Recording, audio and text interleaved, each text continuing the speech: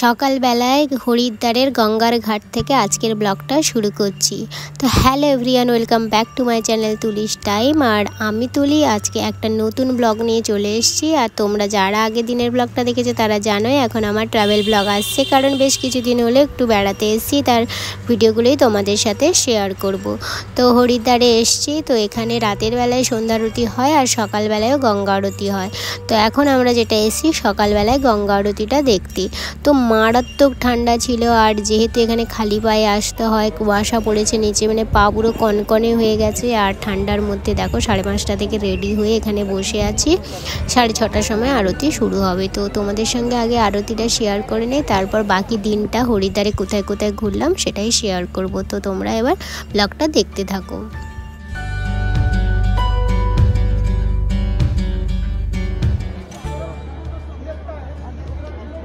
आरती का समय नजदीक है। जो भी श्रद्धालु यात्रीगण मां गंगा जी की आरती के दर्शन करना चाहते हैं उनसे निवेदन बैठ जाएं, आरती का दर्शन बैठकर ही करें।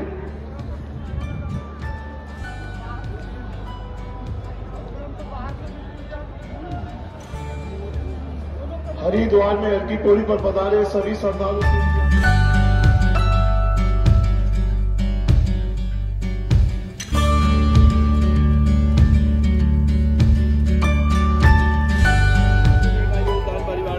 मां गंगा जी के परिवार पर बन रहा है। और कोई दानी दाता भी और कोई सेवादार अपने घर परिवार की तरफ से, बड़े बुजुर्गों की तरफ से, माता पिता बच्चों की तरफ से दान देना चाहिए। ये भाग्यवान का दान मां गंगा जी।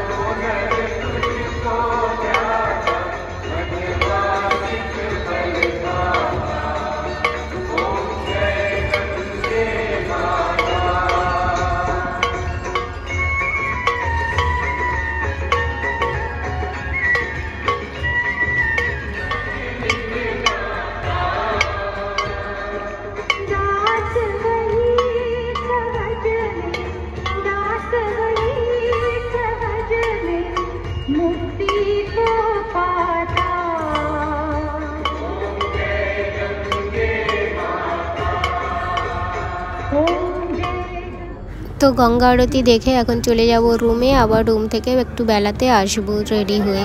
তো এই যে দেখো একটু বেলা করে এসেছি রেডি হয়ে, এই যে অরি। আর এখানে প্রচণ্ড ঠান্ডা, জলটা তো আরোই ঠান্ডা, চান করতে আমি পারিনি। ভাই করেছে, মা করেছে, জামাইবাবু করেছে, তার মা করেছে, এই 4 জনই চান করেছে। আমার পক্ষে সম্ভব হয়নি এতটা ঠান্ডায় চান করা। তো এই যে সকালবেলায় দেখো গোটা হরিদ্বারটা কীরকম লাগছে। এই যে ভাই পাঞ্জাবি পরে রেডি হয়ে গেছে, চান করার পরে রেডি হয়েছে এখানে। তো এই যে আজকে সারাটা দিন ঘুরবো দেখো।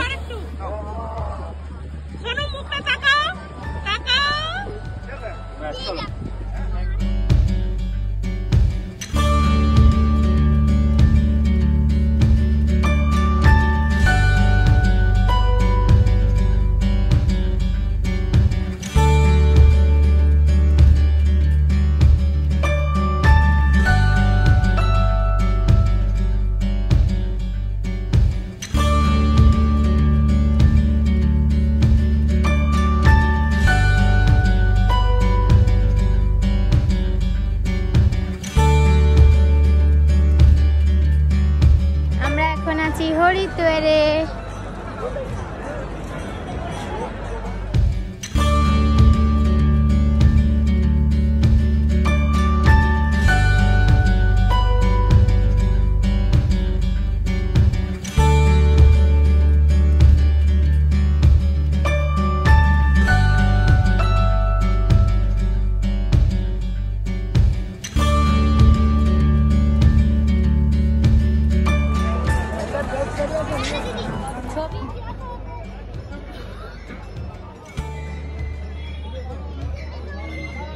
তো হরিদ্বারের বাইরে একটা বিশাল মার্কেট আছে, অনেকটাই মার্কেটটা। তো অনেক দোকানপাট, শীতের জিনিস, অনেক কিছু আছে, পুজোর জিনিস। তো এখান থেকে ব্রেকফাস্ট সেরে নিয়ে আমরা এখন যাব মনসা মন্দির।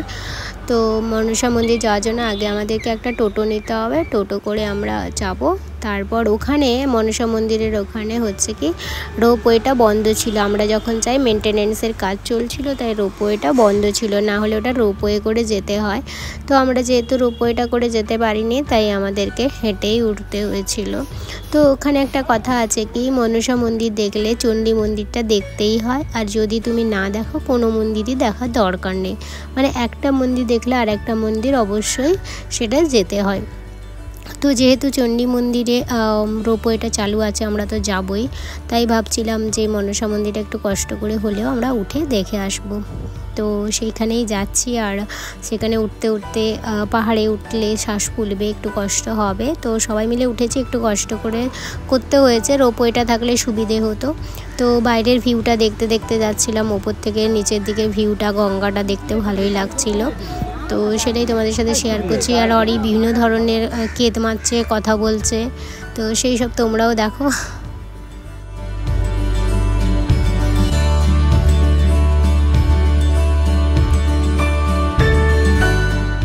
এই ব্যাগটা কিনেছিস? এটা কিরকম দেখতে অরি? বাটারফ্লাই, কিন্তু এই ব্যাগটা তো। আচ্ছা তুই কোথায় যাচ্ছিস? জয় মাতা দি। জয় মাতাজি। জয় মাতাজি বলো। পাহাড়ে আছিস অরি? কেমন পাহাড়ে উঠছিস? এই ঘোর পাহাড়ে উঠছিস, এদিকে হ্যাঁ তুমি তো পাহাড়ে উঠছো। বলে দে আরেকবার জয় মাতাজি। জয় মাতাজি বলে দে। জয় মাতাজি।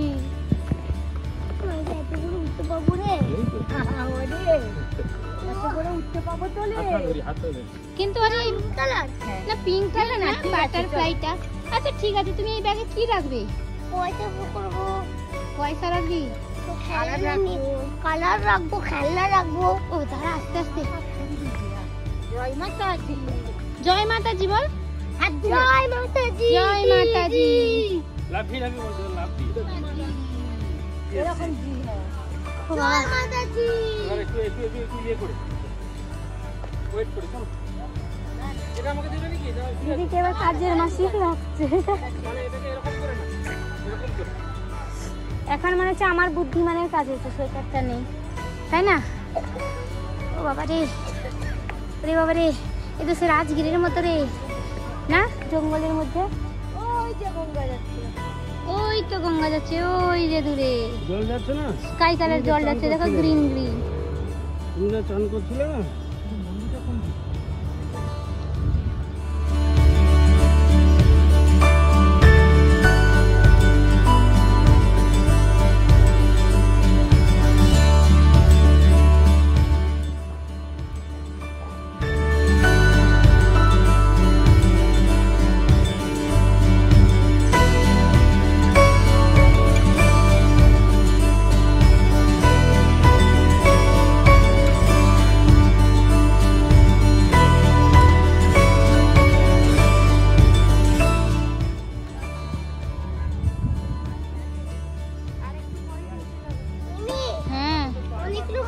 ঝগড়া করছে তো একটা ব্যানার সবাই মিলে খাবে। আর তুই যে ব্যানারটা দিলি খেয়েছিস? ওটা খাইনি, ওর হাতে আছে। আরো নেবে বলছে? হ্যাঁ অনেকগুলো ব্যানার দাও। আর ঠামির ব্যানারটা নেওয়ার জন্য কিরকম করলো? সোয়েটার টেনে নিল মাংকি। আর তুই ভয় পেয়েছিলিস? হ্যাঁ আমি ভয় পেয়েছি। তুই নাকি ব্রেভ বয় যে এরকম করছিল পুরো তোর মতো। আর মাংকি গুলো কিরকম গা চুলকায় এরকম করে। আচ্ছা এরকম করে ভয় দেখাতে হয়। এ মা গো। আর মিমি হ্যাঁ ওটা কিরকম করে সবাইকে একটা ছোট মাংকি, একটা কুচু মাংকি একটা নিয়ে যাবে। আরে আয় আমরা মন্দির চলে এলাম তো, এই তো সামনে মন্দির দেখ।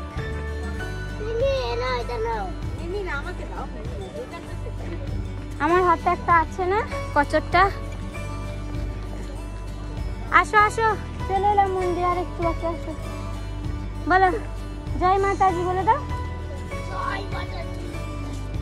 হ্যাঁ জয় মাতাজি। জয় মাতাজি।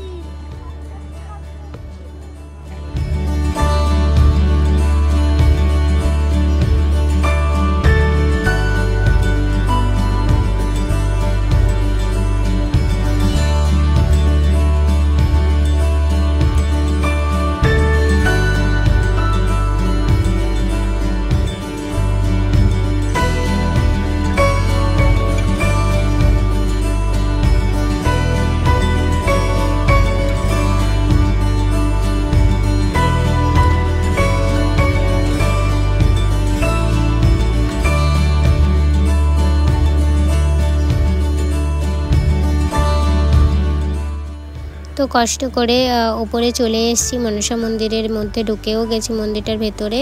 তো রোপওয়েটা চললে সুবিধে হতো, কষ্টটা হতো না, আর টাইমটা অনেকটা সেভ হতো। যেহেতু হেঁটে এসেছি তাই টাইমটা অনেকটা লেগে গেছে। তো ভগবানের কাছে আসতে গেলে একটু কষ্ট করতেই হয়।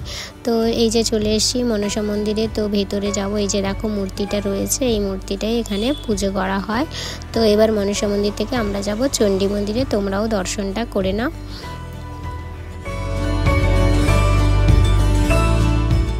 তো এখন দেখো রোপওয়ে করে যাচ্ছি। তো এটা যাচ্ছি চণ্ডী মন্দির দেখতে। তো তোমরা হরিদ্বারের মেন ঘাট থেকেও যেতে পারো, অথবা মনসা মন্দিরে ওখানে টিকিট কাটা হয় যেখানে রোপওয়ের, ওখানেও টিকিট কেটে দুটো রোপওয়ে প্লাস যাওয়ার একটা টাকা নিয়ে ওরাও করে দেয়। আমাদের যেহেতু গাড়ি ছিল তাই চণ্ডী মন্দির অবধি আগে গাড়িতে গেছি নিচে অবধি, তারপরে ওখান থেকে রোপওয়ে টিকিট করে এখানে এসি। 200 টাকার ওপরে টিকিট নেয়, এগুলো 205 কি 235 এরকম করে নিয়েছিল। তো এখানে রোপওয়ে করে আমরা এখন যাচ্ছি চণ্ডী মন্দির দেখতে। কোথায় যাচ্ছি আমরা?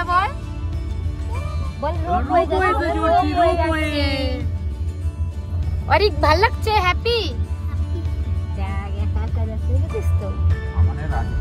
প্রথম টাইম রোপওয়ে চড়া, সিঙ্গেল কিচ্ছু নাই, শুধু ওরকম একটা বেল্ট এবং বুসার এটা আছে, শুধু ওরকম এটা।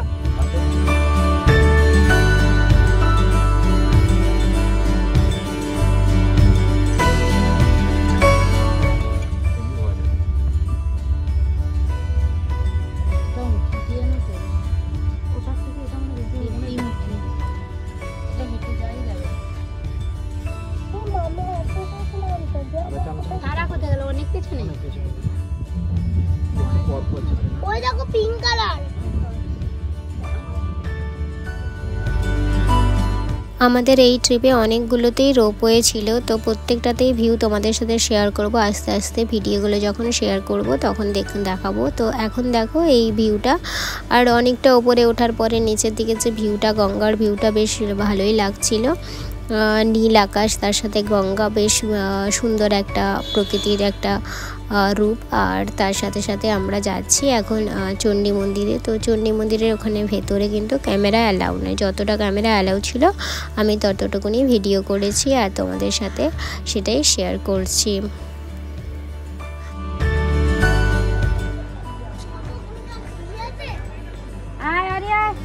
চলে এসছি।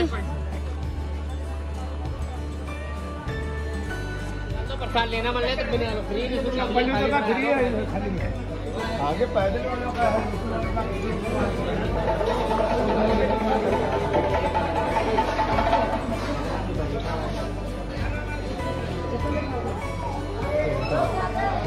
जय माता दी।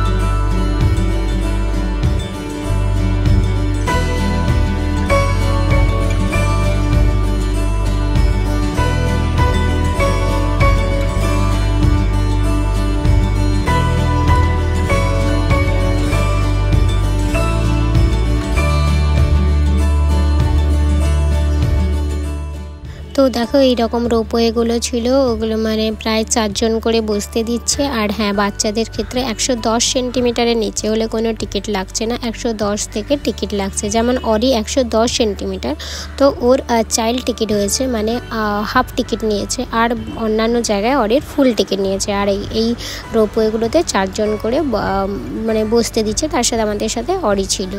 তো আর মা বাবারা ছিল আরেকটা কেবিল কারে। তো চলো আজকের মতো ব্লগটা এখানেই শেষ করছি। আবার নেক্সট একটা ডেস্টিনেশনে যাব, এরপরে যাব আমরা ঋষিকেশ, তার সাথে প্রাকৃতিক সৌন্দর্য তোমাদের সাথে শেয়ার করব। তো আজকের মতো ব্লগটা এখানেই শেষ করছি, দেখা হচ্ছে নতুন একটা ব্লগে। আশা রাখছি তোমাদের এই ট্রাভেল ব্লগগুলো ভালো লাগছে, আর যদি ভালো লাগে অবশ্যই লাইক, শেয়ার, সাবস্ক্রাইব করতে ভুলো না।